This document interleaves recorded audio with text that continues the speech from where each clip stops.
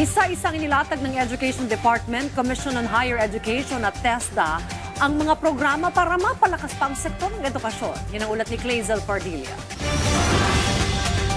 Karagdagang mga classroom, mas maraming guro at dekalidad na edukasyon, ihahatid yan ng administrasyon matapos lagakan ng halos 1.35 trillion pesos ni Pangulong Ferdinand R. Marcos Jr. ang sektor ng edukasyon ngayong taon.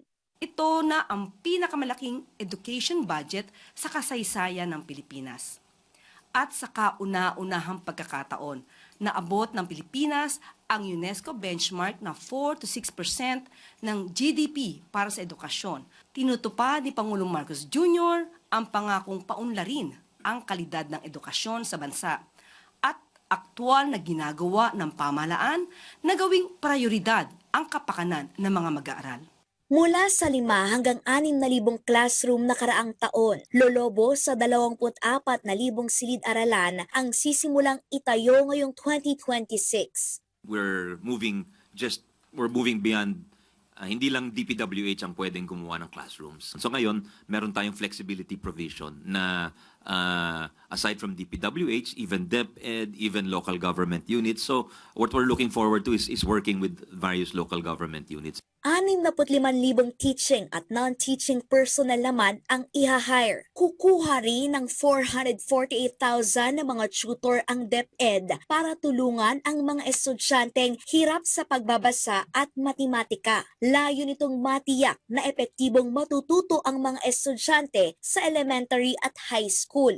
Mas maraming estudyante naman ang makakapasok sa kolehiyo matapos isampa sa 47 billion pesos ang pondo ng Commission on Higher Education.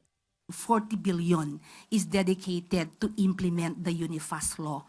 That includes the free higher education, free tuition fee for all students enrolling in state-funded university, local university and colleges, and assistance to students who are going to enroll in private universities na wala pong na ipatayo na government-funded state university. 20,000 estudyante rin ang inaasahang mabibigyan ng Bagong Pilipinas Merit Scholarship, habang nasa 600 at 50,000 nais mag-training sa TESDA ang mabebenepisyuhan. Target ng ahensya na makapagbigay ng in-demand at mga napapanahong skill, lalo na sa artificial intelligence, para mapataas ang employability o kakayahang makakuha ng trabaho.